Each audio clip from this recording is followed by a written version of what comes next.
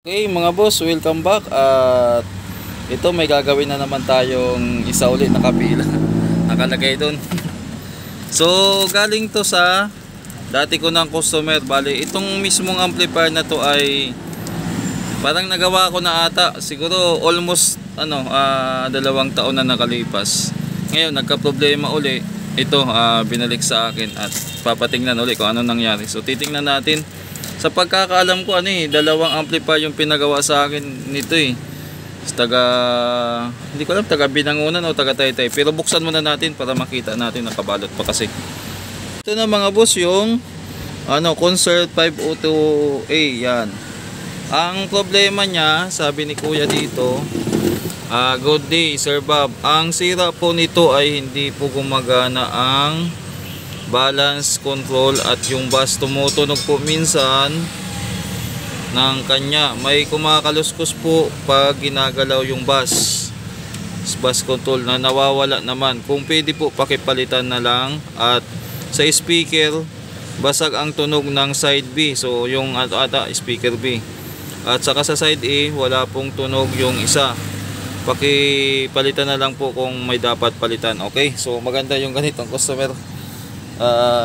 Kung may dapat palitan. Kumbaga binigyan tayo ng full authority kung anong gagawin dito sa amplifier. Ngayon bubuksan natin tapos ititesting natin. So dito sa likod ay nilagyan na pala ng tanda kung alin yung mga hindi tumutunog ito. So hindi tumutunog. Anong ibig sabihin yan mga boss?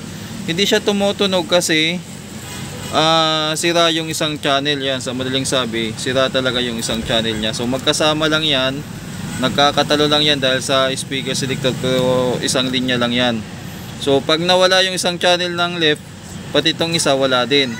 So sa makatuwid, ang tumutunog dito ay yung right at saka right lang din ng A at saka B. Tapos ito, bakit meron ng ganito? Parang ako pa ata naglagay nito Sa pagkakatanda ko mukhang nilagyan to ng Bluetooth. Nilagyan ko ng Bluetooth. So buksan natin. Tingnan natin ano nangyari dito after 2 years. Nabuksan ko na at tama nga yung kasi dito natin tinap yung Bluetooth.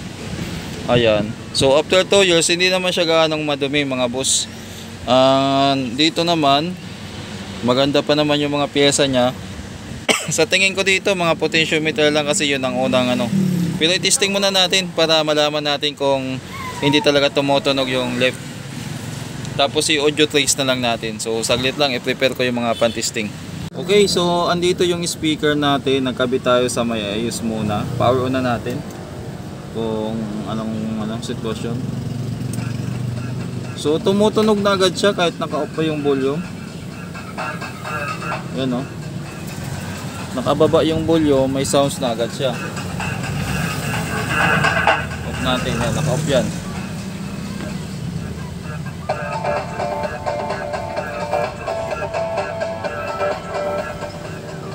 So ngayon, ililipat natin dito sa sinasabing sira o hindi gumagana para ma-identify natin kung paano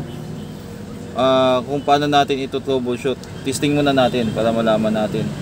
So wala siyang sounds. Ilipat natin dito sa kabila. Meron. Yan. So i-try muna natin dito sa kabila. Meron din to. Sabihin itong isa wala talaga. So para malaman natin baka naman ang sira ay sa speaker selector. Kasi itong sa baba mga boss, kung mapapansin nyo yan, yung sa baba kanya-kanyang wiring yan, kanya-kanyang wiring. Tapos yung sinasabi ko dito na yung linya niya ay yung left and right lang ay magkasama lang din yan kung mapapansin nyo. Itong dalawang to magkasama lang, ito naman at saka ito magkasama lang yan, naka-jumper lang yan. So kung ang problema naman ay sa selector dito, yan, papunta na yan dito, yan. So ito yung speaker selector nya. Nasisira din yan mga boss. Nasisira din yan. Ngayon ang gagawin natin para ma-check natin kung hindi to tumutunog, subukan natin dito. Yan, tumutunog. Lipat natin dito, hindi. So para malaman natin kung sa speaker selector, ito muna ang ililipat natin dito sa iba. So try natin. Yun, tumunog. So ibig sabihin itong nasa baba ang walang linya. Walang linya tong nasa baba. So try nating ilipat nga dito sa tumutunog yung ano yan. So para masiguro natin na ito talagang problema, yung linya niya ay ano, hindi gumagana. Ito naman ang negative naman niya, i-try natin dito. So hindi tumunog. So ibig sabihin mga boss, baka itong sa ano naglulos din to. Naglulos din to. Try natin to galawin yung ano. Wala. Oh, tumunog na. Pag nilagay natin sa A plus B, wala. So ang naging problema sa mga ganito, isa sa mga dahilan kaya ayaw niyang tumunog ay sira yung selector. Yan. Papalitan natin yan. Ibig sabihin itong main amp niya walang problema. So anong gagawin natin dito? Magpapalit tayo ng mga potentiometer at saka yung selector.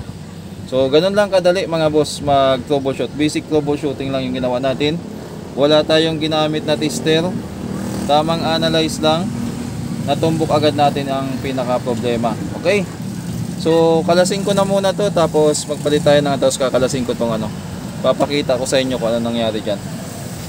Okay, check natin yung pinaka continuity or connection nitong ano. Nakasit na to yung selector natin sa A plus B. Ibig sabihin yan, lahat yan dapat gagana yan. So nakagamit tayo ng tester, naka buzzer mode. Ayan o. So pag okay yung contact niya, magbabuzzer siya. So ang pinaka common niya ay itong ground. Yan. So dapat pag chinik natin yan isa-isa, magpapalo sila. Ayan. Okay. So yung green may resistance na rin, no? Tika lang, nakapokus yung ano doon. Nagpo-focus. Ay.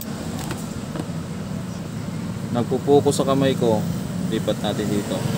So yan, yung yellow meron. Yung green may reading pa naman pero hindi na siya totally ano, naka-contact talaga as in zero resistance. Nire-read natin dito ay 123 ohms na yung reading natin. Yung white may hindi gumagana. 0 talaga yung white. Wala talaga siyang contact. Yung red 41 ohms. So ibig sabihin ang matino lang dito, ang pinaka napakaganda ng contacts lang ay yung yellow. So yung nasa dulo. Yung green naman ito yon. Yung green. Tapos itong 41 ohms yung red, yung ano, tumutunog pa rin pero hindi na yan ano, medyo mahina na ang tunog niya kasi nagkaroon na ng resistance eh. Yung white, ito yung white, ito yon yung sa tinisting natin na hindi talaga tumutunog. So pinakasira ay speaker selector. Pwede natin yan i-direkta pero ang gagawin natin ngayon, papalitan natin. Tapos itong mga ano, kinalas ko na. Sasama ko na din yung mga switch kasi nung tinister ko tong ano at saka may itim na rin, papalitan na natin yan. Pati itong dalawa para mas maganda yung ano niya, connection niya. So update ko na lang kayo mga boss at ano, tawag dito. Abangan nyo mamaya pag ano, titisterin natin yan. Okay? Nakalas na natin yung selector dito mga boss. Anong nangyari, ito pala maitim na yung contacts nyo kaya hindi na pwede. Pero pwede naman yan, linisan lang tapos ibalik. Pero sumasablay din yan eh. Hindi talaga eksaktong gumagana din na matagal. Hindi siya pang long term. Kung linis-linis lang kasi bumabalik. Ang ginagawa nito, papalitan. Kaya lang ang mangyari, naubusan pala ako ng ano kasi magkaiba sila ng ano, yung pamalit ko. Mapansin mo mas mataas yung pa. Kaya ang ginawa ko mga boss, kinuha ko na lang muna yung paa, yung laman nitong ano sa kabila, yung bago. Yan, yan, ikukumpara natin. Yan yung bago. Kinuha natin yung bago, ito, kumpara natin. Yan. So mapapansin nyo naman yung kaibahan nila. Ito ikakabit natin doon sa ano, dito sa pinakabahay niya para okay na ulit yung contact. So ito, ibalik na natin dito. Sira na yan. So dito lang naman nagkakaproblema yan. Ito hindi naman siya na overload kung talagang ano na ano lang, tawag dito. Kumbaga sa ano na nangitim lang talaga yung contacts niya. Kasi may mga na-encounter tayo nito na pati itong plastic natutunaw dahil sa minsan napakalaki ng speaker na nakakabit o kaya sobrang dami na ng kinabit. Kaya ang unang bibigay itong ano, itong selector switch. So dito naman ang nangyari, nangitim lang siya, nagkaroon lang siya ng corrosion o parang nagkaroon ng rust yung pinaka contacts niya, pati itong mga terminal niya oh. So kailangan palitan para bumalik sa dati. Sinama ko na yung switch kasi maitim na rin yung mga contacts nitong switch eh. Yung alin ba dito, yung para sa loudness at saka sa S-bus. Okay, balik ko muna to, then maglagay din tayo ng mga potentiometer yun, tapos mag-testing tayo mamaya. O update ko lang kayo mamaya mga boss, assemble ko muna to. Okay mga boss, so check na natin tong tika lang, naka-buzzer pa rin tayo, naikabit na natin yung bagong selector. So naka-switch na siya sa A plus B, dapat ano yan, magbabuzzer lahat yan. Yan, okay, yung green. Okay, pati yung white, madumi itong ano natin ah. Yan, okay na, natatabunan lang ng ano. Tapos yung red, okay na.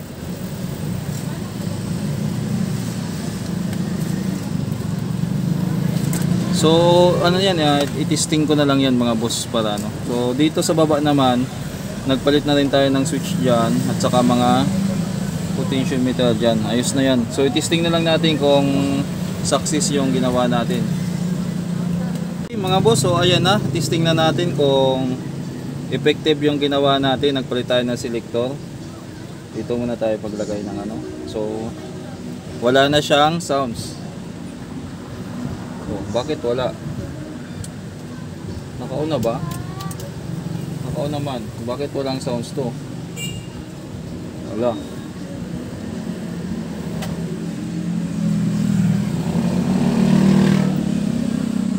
Okay, so ayan mga boss, dito na agad natin babanatan para ano, malaman natin kung okay na. Kasi ito yung hindi tumutunog, yung isa palabas agang tunog. So volume tayo. Simply G Perfume Kojic Soap and Perfume Kojic Lotion with SPF 20. Tapos Basta subukan Perfume natin Kojic dito Soap sa Kojic Lotion, Simply G. So isahin natin. Simpleng ganda. Big and small, meron yan. Big and Tapos small, yung yan. For big and small, come here is Mr. DIY. Sulit yan. Meron yan. Ito. so ayos na mga boss, gumagana na. Ano? Nasara mo ito?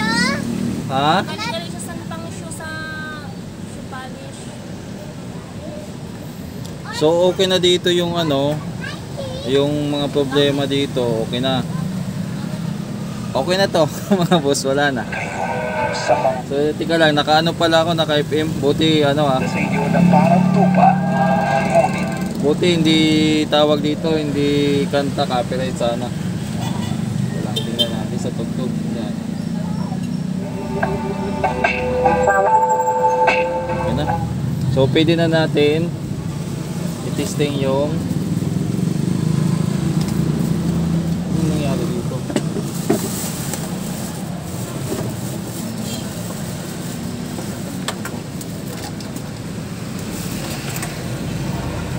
So try na tayo ng speaker na ano, legit. Tanggalin na natin tong pan-testing natin para marinig natin kung okay na. Yan. Yung nasa labas na yon.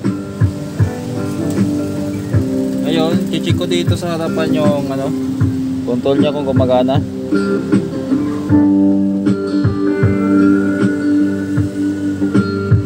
Yun, okay.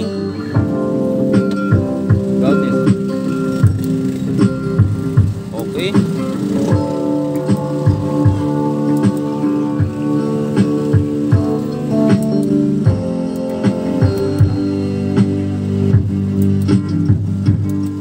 Ayos na mga boss.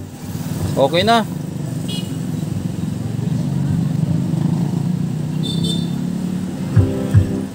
Okay na.